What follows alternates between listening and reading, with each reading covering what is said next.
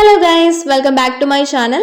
ഇന്നത്തെ വീഡിയോ എന്ന് പറയുന്നത് എങ്ങനെ നമുക്ക് ലോങ് അവേഴ്സ് കണ്ടിന്യൂസ് ആയിട്ടിരുന്ന് പഠിക്കാം വിതൗട്ട് ഫീലിംഗ് ബാൻ ഔട്ട് എന്നുള്ളതിനെ കുറിച്ചിട്ടാണ്. കോമ്പറ്റേറ്റീവ് എക്സാംസിന് പ്രിപ്പയർ ചെയ്യുന്ന എല്ലാ ആസ്പിരൻസും ഫേസ് ചെയ്യുന്ന മെയിൻ പ്രോബ്ലം ആണ് ഒരുപാട് അവേഴ്സ് നമുക്ക് കണ്ടിന്യൂസ് ആയിട്ട് ഇരുന്ന് പഠിക്കാൻ പറ്റാത്തത്. കാരണം കുറച്ച് അവേഴ്സ് നമ്മൾ പഠിക്കുമ്പോൾ തന്നെ നമുക്ക് ബേൺ ഔട്ട് ആവുന്ന പോലെ അല്ലെങ്കിൽ ടയേർഡ് ആവുന്ന പോലെ ഫീൽ ചെയ്യാറുണ്ട്. അതുകൊണ്ട് തന്നെ പഠിത്തം എന്ന് പറയുന്നത് അത് 1-2 മണിക്കൂറൊക്കെ ചുരുങ്ങി പോകാറുണ്ട്. ഒരുപാട് അവേഴ്സ് നമുക്ക് പഠിക്കണം എന്ന് ആഗ്രഹം ഉണ്ടെങ്കിലും പലപ്പോഴും അത് നടക്കാറില്ല.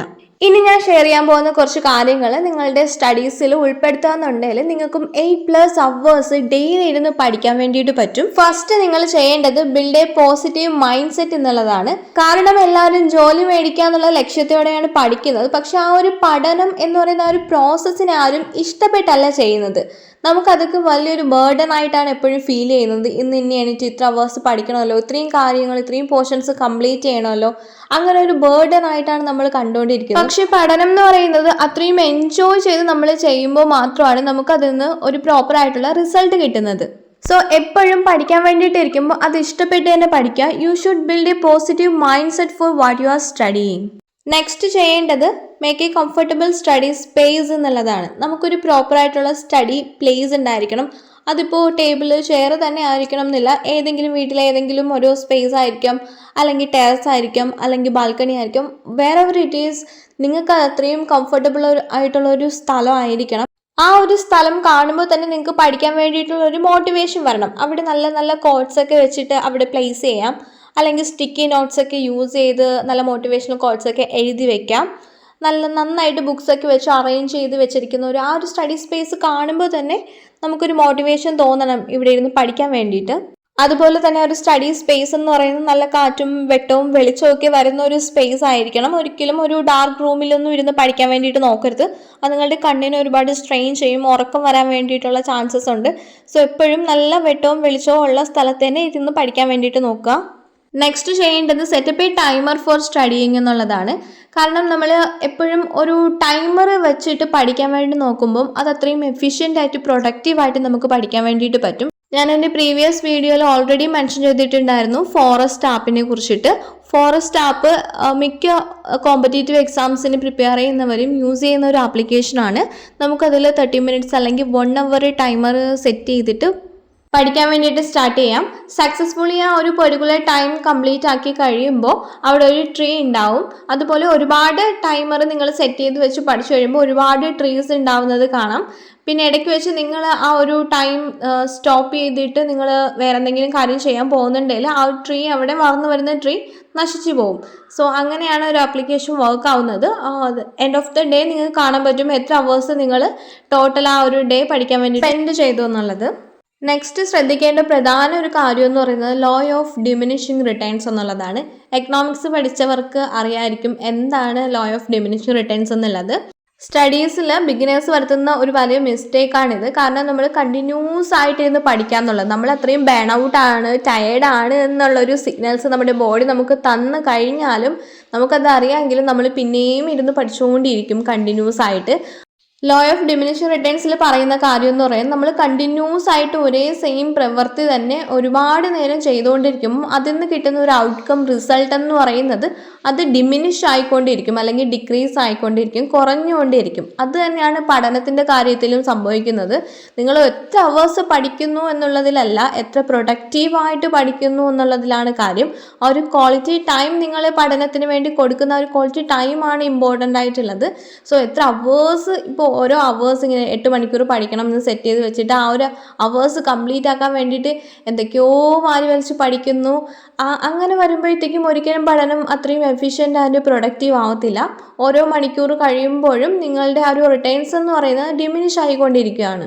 ഇപ്പോൾ സ്റ്റഡീസൊക്കെ പറയുന്നത് ഒരു 2 to 3 hours ആണ് ഒരു ഹ്യൂമൻ ബ്രെയിനിന് കണ്ടിന്യൂസ് ആയിട്ട് ഒരു കാര്യത്തിൽ ഫോക്കസ് ചെയ്ത് ഇരിക്കാൻ വേണ്ടിയിട്ട് പറ്റുന്നത്. ആസ് എ ബിഗിനറിന് ഒരിക്കലും ഒരു 2 to 3 hours ഒന്നും കണ്ടിന്യൂസ് പഠിക്കാൻ വേണ്ടി പറ്റത്തില്ല. പക്ഷേ അത് ഗ്രാജ്വലി ഡിസിപ്ലിൻഡ് ആയിട്ട് പഠിച്ച് വന്നവർക്ക് മാക്സിമം ഒരു 2 to 3 hours ഒക്കെ അവർക്ക് കണ്ടിന്യൂസ് ആയിട്ട് പ്രൊഡക്റ്റീവായിട്ട് യൂസ് ആക്കാൻ പറ്റും. സോ അതുകൊണ്ട് തന്നെ ഒരു 2 to 3 hours കഴിഞ്ഞതിന് ശേഷം ഒരു പ്രോപ്പറായിട്ടുള്ളൊരു ബ്രേക്ക് എടുക്കുക. ഒരിക്കലും 8 hours 6 hours ഒന്നും കണ്ടിന്യൂസ് ആയിട്ട് പഠിക്കാൻ വേണ്ടിയിട്ട് നോക്കരുത്. ഒരു 1 hour 2 hour ഒക്കെ മാക്സിമം കണ്ടിന്യൂസ് ആയിട്ട് പഠിക്കുക. പിന്നെ നിങ്ങൾ പഠിക്കുന്ന ഓരോ അവേഴ്സും നിങ്ങളുടെ പ്രൊഡക്ടിവിറ്റി കുറഞ്ഞു വരിക എന്നുള്ളത് മനസ്സിലാക്കുക. നെക്സ്റ്റ് ചെയ്യേണ്ടത് മിനിമൈസ് ഡിസ്ട്രാക്ഷൻസ് ആണ്. നമ്മുടെ major distractions of course mobile phones ആണ്. ഒരു മൊബൈൽ ഫോൺ അഡിക്ഷനൊക്കെ ഉള്ളവർ അത് മാക്സിമം അവോയ്ഡ് ചെയ്യാൻ വേണ്ടിയിട്ട് നോക്കുക.